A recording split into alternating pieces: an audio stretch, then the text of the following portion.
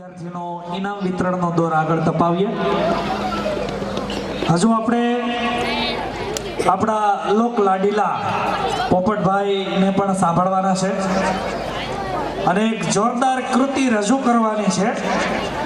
ઉપર મોરલીધરની મેર આહિર લેર કરે એ નાની બાલિકાઓ દ્વારા મોટી બાલિકાઓ દ્વારા સુંદર રીતે તૈયાર થઈ છે। એ લાસ્ટમાં નિહાળશું। ઇનામ વિતરણના દોરને આગળ ધપાવીએ।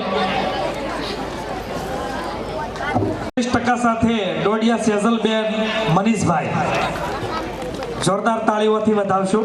વાલીશ્રી ઝડપથી 11-12 સાયન્સના બાળકો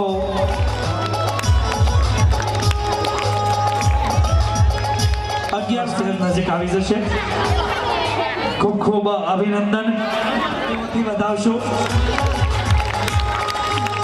ઘણી બધી મહેનત દરેક વાલીઓને નમ્ર વિનંતી।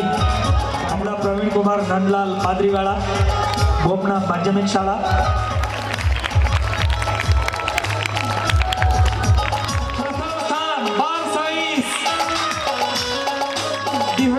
ઉર્વશીબેન ભરતભાઈ કાર્યક્રમ નિહાળતા હશે એમને અભિનંદન પાઠવું છું।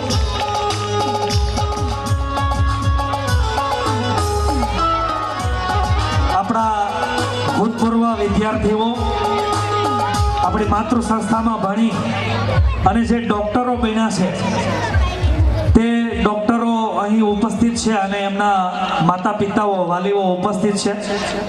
તેમના માતા પિતાના અભ્યાસ અર્થે રજા નહીં મળી હોય પરંતુ તે એવોર્ડ લેવા માટે તેમના વતી એમના માતા પિતા આવ્યા છે તે પણ અહીં આવી અને એવોર્ડ આપણા સ્ટાફના હસ્તે શીતલબેન દિનેશભાઈ તેમના માતા પિતાના હસ્તે એવોર્ડ લઈ રહ્યા છે।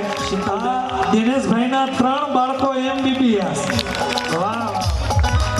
ગવર્મેન્ટ કોલેજ હિંમતનગર અભ્યાસ કરી રહ્યા છે।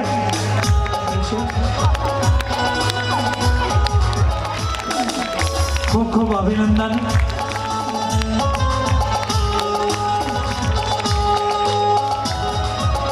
તાળીઓનો ગડગડાટ। સોલંકી ભાઈ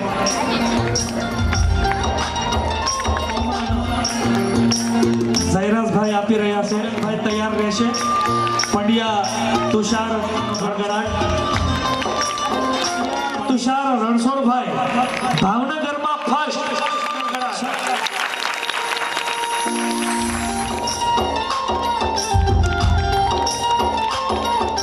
સાગર વિઠ્ઠલભાઈ સોલંકી ગોપાલ શંભુભાઈ જોરદાર તાળીઓનો ગડગડાટ।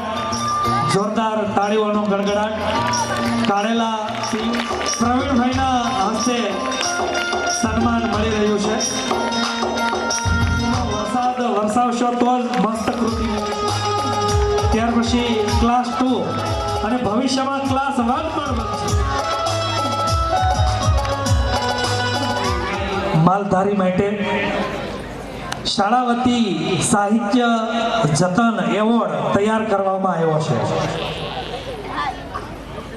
પોપટભાઈ માલધારીની વાત કરીએ તો દેશ વિદેશમાં પોતાનું લોક સાહિત્ય પીરસી અને જે નામના મેળવી છે તે ખરેખર પ્રશંસનીય છે। છેક છેવાડાના ગામમાંથી વિશ્વવિખ્યાત લોક સાહિત્ય કરવા બદલ આપનું અભિવાદન કરતા ગૌરવ અનુભવીએ છીએ। આપનો સહયોગ પોપટભાઈ માલધારી લોક સાહિત્યકાર ડોક્ટર પ્રવીણભાઈ સોલંકી શાળાના સંચાલકને વિનંતી કરીશ સાહિત્ય પોપટભાઈ માલધારી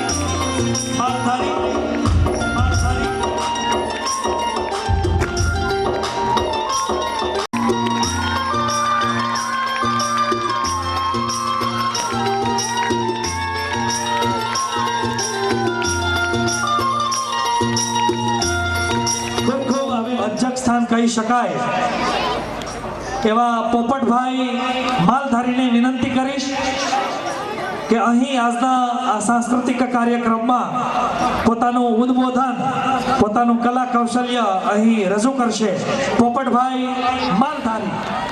અડધા હોઈ ગયા લાગે. એકવાર મારી સાથે તાકાતથી બોલો, જય શ્રી રામ, જય જય શ્રી રામ, જય જય શ્રી રામ. દેવલી ગામના આંગણે સ્વામી વિવેકાનંદ સ્કૂલ દ્વારા શ્રી સ્વામી વિવેકાનંદ જયંતિ હર વર્ષે ઉજવાય છે. એવી જ રીતે આ સ્કૂલની અંદર આજના પવિત્ર દિવસે હું અને તમે જ્યારે મળ્યા છીએ ત્યારે સર્વપ્રથમ બહુ જાજો સમય મારે નથી લેવો, કારણ કે બધા જ બાળકો અને વાલીઓ તમારો કિંમતી સમય ફાળવીને અહીંયા અત્યાર સુધી આપ બધા બેઠા છો. વધારેમાં વધારે સમય આપણે બાળકોની કૃતિઓ નિહાળવી જોઈએ, કારણ કે ઘણા સમયથી એ લોકો મહેનત કરતા હોય છે. ત્યારે અમારા ભમર સાહેબે ખૂબ સરસ વાત કરી કે ઘણા બધા રાજ્યોમાં ફરવાનો મોકો મળ્યો છે, ઘણા બધા જિલ્લાઓમાં, અમુક દેશોમાં જવાનો મોકો મળ્યો છે, ઘણી બધી સ્કૂલોના કાર્યક્રમોમાં જવાનો પણ મોકો મળ્યો છે. પણ આજ મને ગૌરવ થાય છે કે અહીંયા એટલી બધી કૃતિઓ રજૂ થઈ, એમાં મારા તમારા બાળકોના ભવિષ્યમાં સંસ્કાર સંસ્કૃતિ જે આપણે વાતો કરતા હતા એ અહીંયા નાટ્ય રૂપાંતર, એટલે કે તમામે તમામ હિન્દુ ધર્મના સંસ્કારને લગતી આપણા બાળકોને ખબર પડે કે રામ મંદિરમાં આ બનાવવા માટેના કેટલી કેટલી મુશ્કેલીઓ થઈ, કેટલા કેટલા લોકોએ પોતાના જીવનના બલિદાનો આપ્યા છે.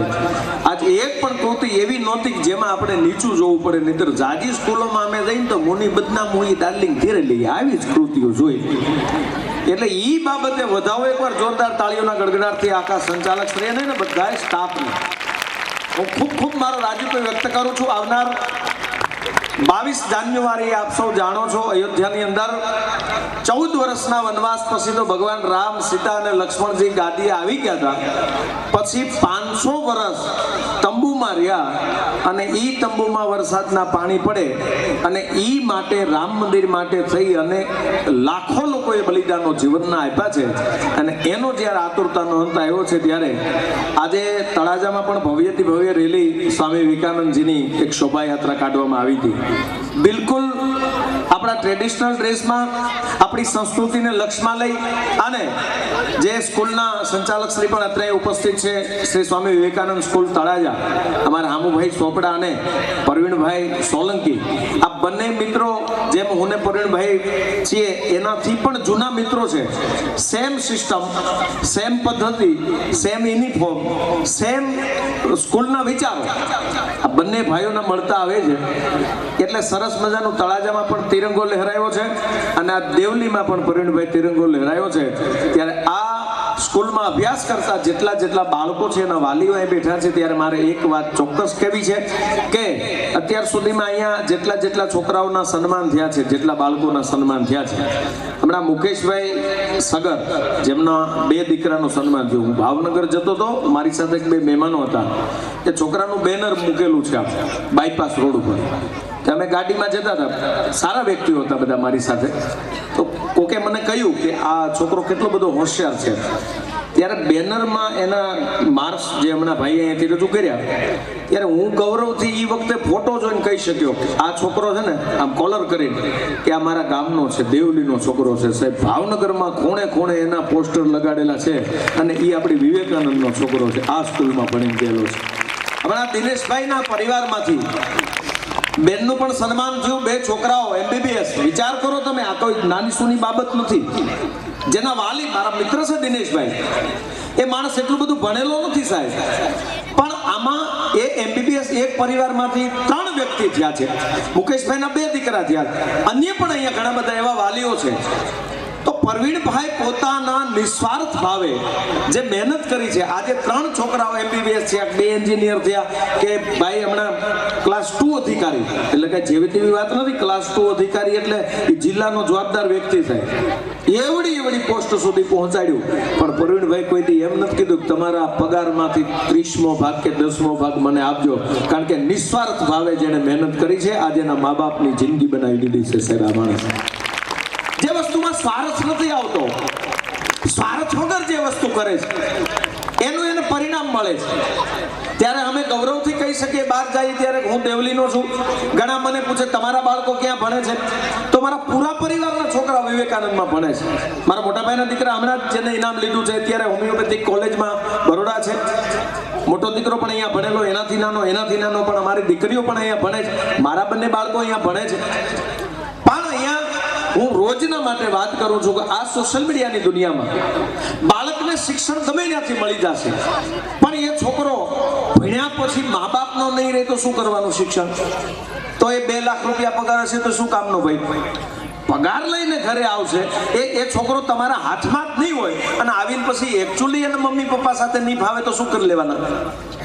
તો એવી સ્કૂલ આપણને મળી છે કે તમારો દીકરો સારી પોસ્ટ પર તો જાય છે, સાથે પણ વિવેકાનંદ સ્કૂલમાં અભ્યાસ કરતો કોઈ પણ વિદ્યાર્થી હોય, કોઈ પણ મારી બેન દીકરી હોય, તો એના સંસ્કારને ક્યારે ભૂલતી નથી. એનું કારણ એ છે કે અહીંયા જેટલી કૃતિઓ રજૂ થઈ છે એ સાંસ્કૃતિક ટ્રેડિશનલમાં રજૂ થઈ છે. હમણાં અહીંયા જે રાસ જો હનુમાન ચાલીસામાં, તો સાહેબ રેકોર્ડ તોડી નાખ્યો. મેં આટલા સમય 18 વર્ષથી ફરું છું, આવી હનુમાન ચાલીસા મેં ક્યાંય નાટ્ય રૂપાંતર નથી જોયું છે.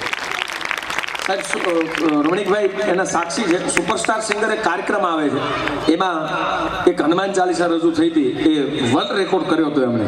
પ્રવીણભાઈ, આજે હું એક હનુમાન ચાલીસા ઉપર જ તે સ્વામી વિવેકાનંદ સ્કૂલ ઉપર તમે જ્યાં કહો ને ત્યાં સાહેબ ખડા પગે ઉભા રહેવા માટે તૈયાર છું. મારા બાળકોને આ જરૂર છે, શિક્ષણ ઓછું હશે તો ચાલશે, ચલાવી લેવું પડશે, નકરા ટકા વાહે દોડવાની જરૂર નથી. શિક્ષણ એવું મળવું જોઈએ કે આપણો છોકરો ભણ્યા પછી બીજાના ટકા ન કરે.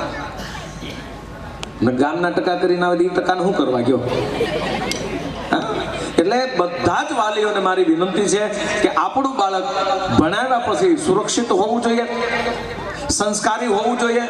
રામ મંદિર બની લેવાથી કઈ મોટી વાત નથી, એ તો બહુ સારી વાત છે, ધન્યવાદ છે આપણા યશસ્વી વડાપ્રધાન નરેન્દ્રભાઈ મોદીના નેતૃત્વમાં. આપણે બધા એના સાક્ષી બનીએ છીએ કે રામ મંદિર બને, પણ બની ગયા પછી જો આપણે સાચા હિન્દુ તરીકે નહીં હોઈએ ને તો રામ મંદિર બનાવવાથી કોઈ ફાયદો નથી. સાહેબ, શરીરથી આપણે હિન્દુ હોવા જોઈએ. હિન્દુનું હિન્દુત્વ મને તમને આપણી સ્કૂલો શીખવાડશે, આપણા શિક્ષણ શીખવાડશે, અને એટલે જ ગુજરાત સરકારનો જેટલો માની એટલો આભાર ઓછો છે કે તમામ સ્કૂલોમાં, સરકારી સ્કૂલ હોય કે પ્રાઇવેટ સ્કૂલ હોય, અત્યારે ગીતાજીના અધ્યાય શરૂ કરી દીધા છે. એટલે બહુ ગૌરવ લેવા જેવી વાત છે. આપણા માટે બગાસું ખાતા પતાસું મળે છે.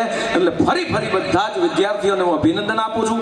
અહીંયા સંચાલક શ્રી પ્રવીણભાઈ, એટલે એ પણ એક સામાન્ય પરિવારમાંથી આવતો વ્યક્તિ છે, જેના મા બાપ પણ ખેતીવાડીનો, આપણે બધા જ જાણીએ છીએ એમનું બેકગ્રાઉન્ડ.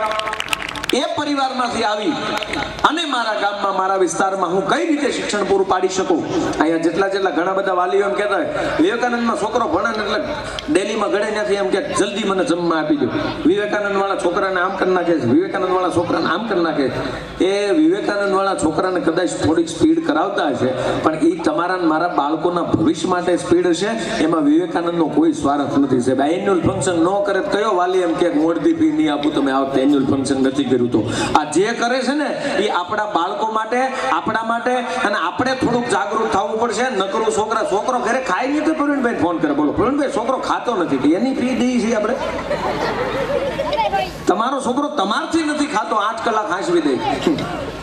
આપણને ખબર છે, હવા કળશી માનતા કરી ત્યારે 1 છો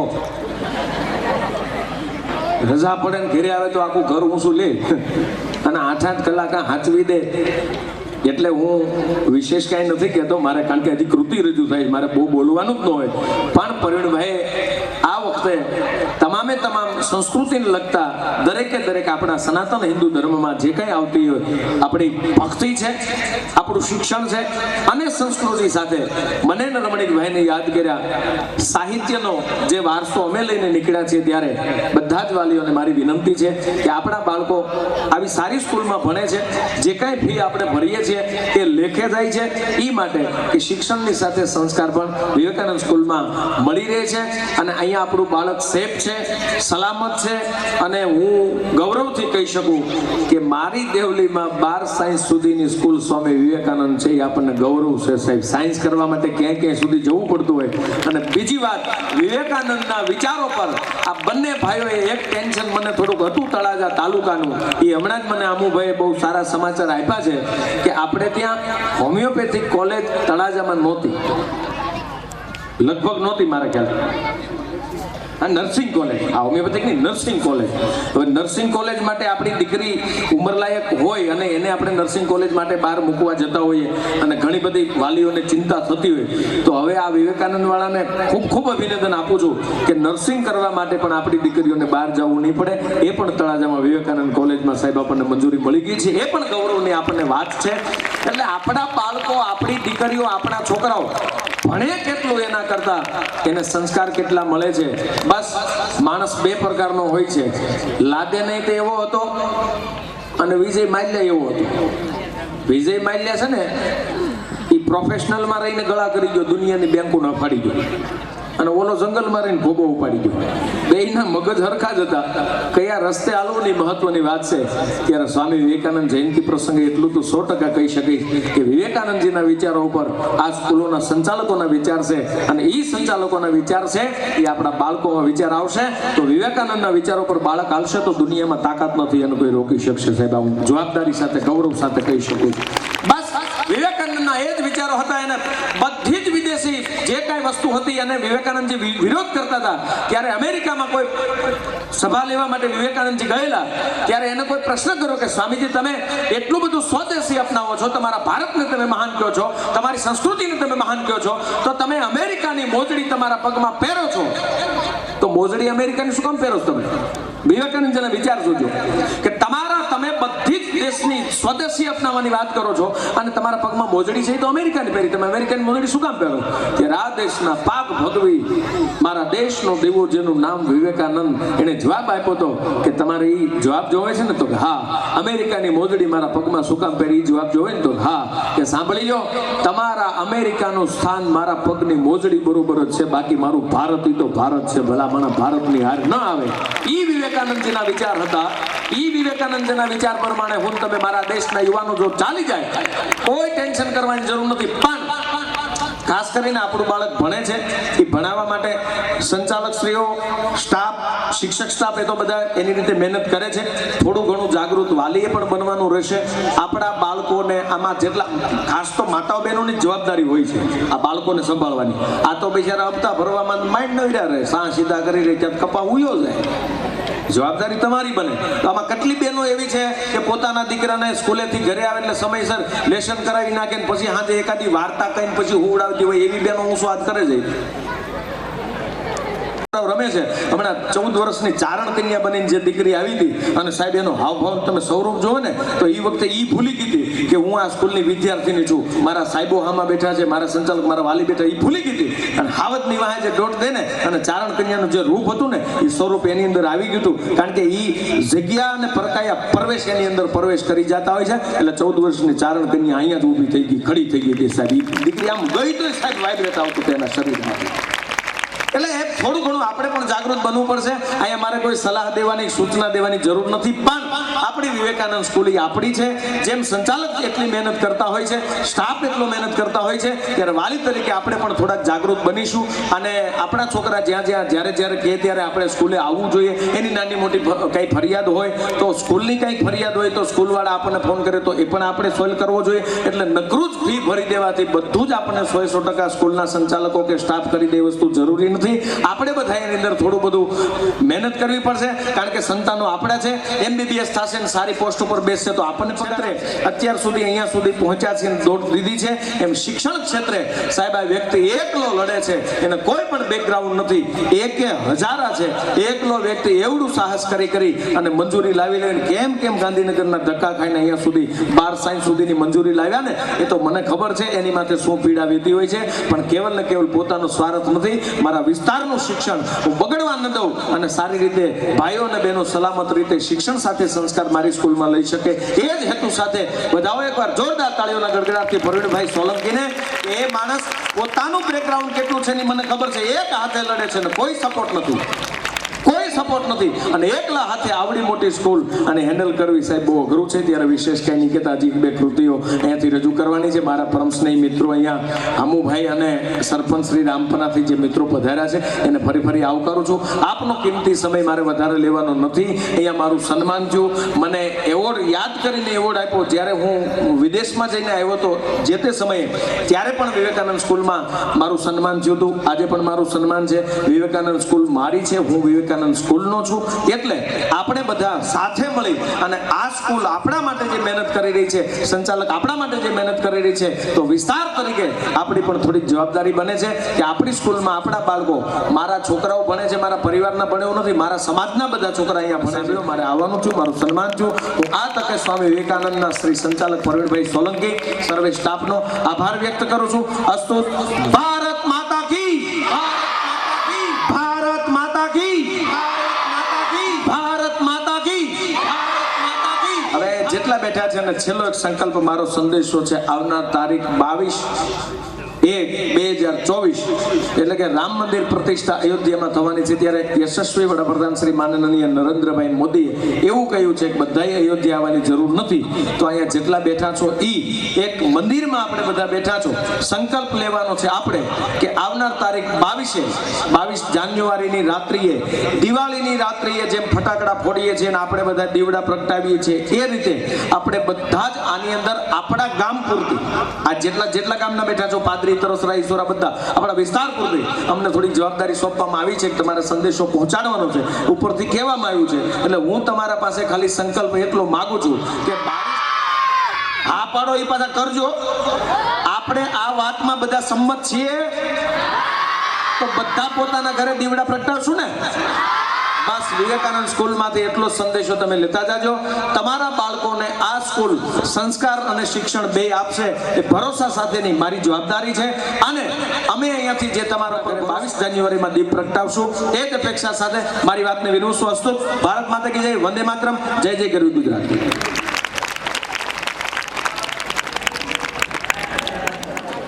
પોપટભાઈએ તેમની શૈલીમાં ખૂબ સુંદર સંદેશ આપ્યો. ત્યાર પછી એક સુંદર મજાની કૃતિ રજૂ કરવાની છે, જેમના શબ્દો છે મોરલીધરની મેર. પરંતુ એ પહેલા આભાર વિધિમાં આપણા શાળાના સંચાલક આપણને આપવા માંગે છે, તો સમગ્ર સ્ટાફ સ્ટેજ પર જ રહેશે. સંગીતાબેન અહીં આવી જશે. આપણા લોક લાડીલા પોપટભાઈ સ્મૃતિ ચિહ્ન કૃષ્ણની સુંદર જોરદાર તાળીઓ.